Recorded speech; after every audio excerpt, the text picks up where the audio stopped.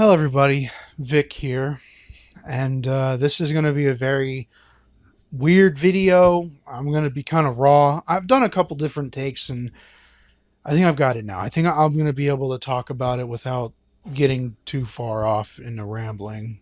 But even if I do, I'm allowing this personally to just be whatever. Um, there's a lot going on in my mind, and it's hard to put it to speak it out.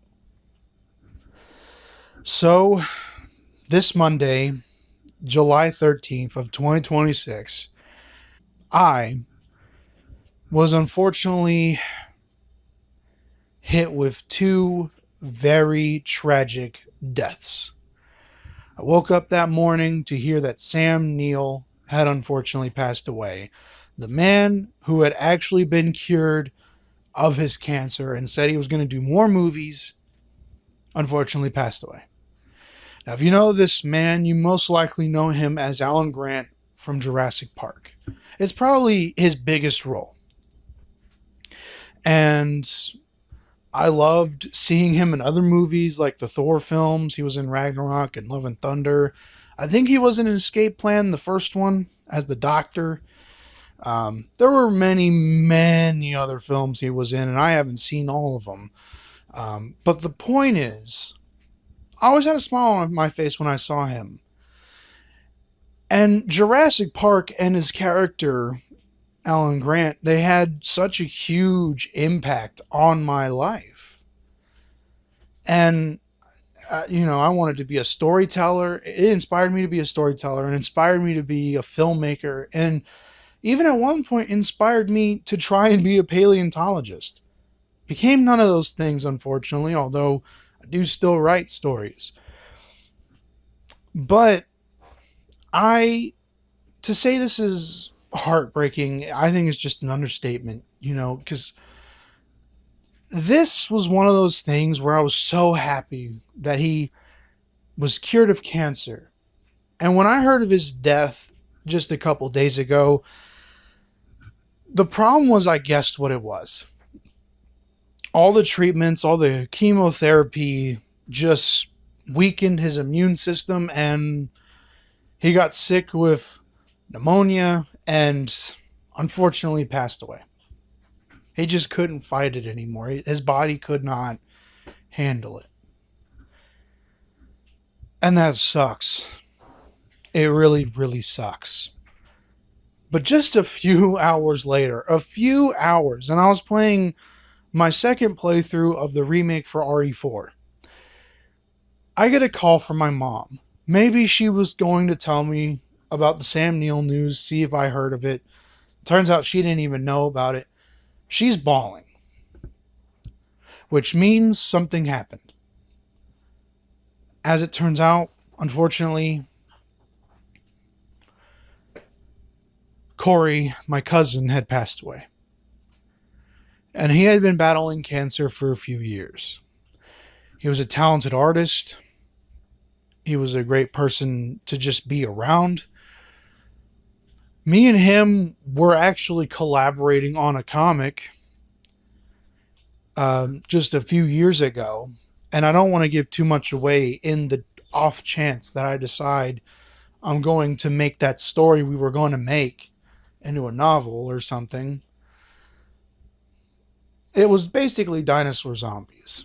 No, not Necretaceous. We weren't working for DC. I'm not in that club. My brain was so fried.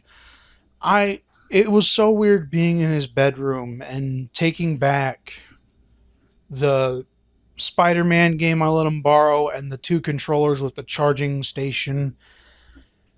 It felt it felt wrong to even take it back. It was my stuff, but I lent it to him so he could use it. It was heartbreaking. Again, heartbreaking is just such an understatement. I've had 2 days to reflect on this stuff, and I saw this clip of Sam Neill, and he's like in front of a group of students. They're all sitting and they're all asking him questions. This one, she asks, "What is the greatest lesson that your parents taught you?" Sam, he kind of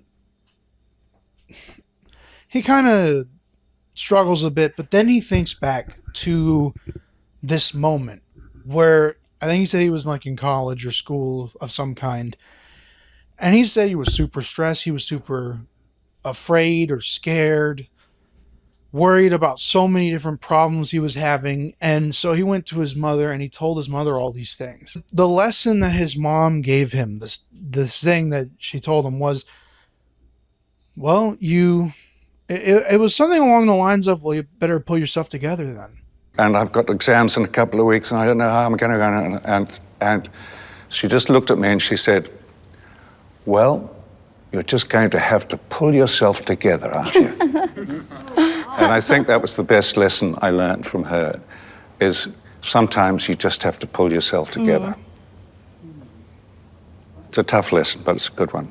When I learned that he had cancer, but he was still making movies during all this time, even with this cancer diagnosis, I thought about the fact that my cousin, who had been battling cancer for years, even when it was getting worse or when he was growing new cancers and spots that the doctors couldn't do anything about it, which led to this moment. You know, there were days where he was upset, but he was upset because he didn't like relying on people. He never liked that, not one bit. And there are some people that are genuinely like that. But the thing that I take away, though, is that even with those days, most of the time when you saw him, he had a smile on his face. He was ready to talk to you about something. He was always happy to just spend time with family. Or even just text them, you know. He always was up for talking to his family and doing his art. That's all he ever really wanted. But he did it with a smile even when he was struggling. The lesson I take from these two dying on Monday is to push forward. And I think it's such a great lesson. It's easier said than done, of course. You know, I struggle with simple shit, or what seems like simple stuff to most people. I struggle with those things. I'll admit that. So this is a very tough lesson, I feel like, as Sam himself said, about not running away from your problems, about facing them head on. And that's what I take from both of them dying.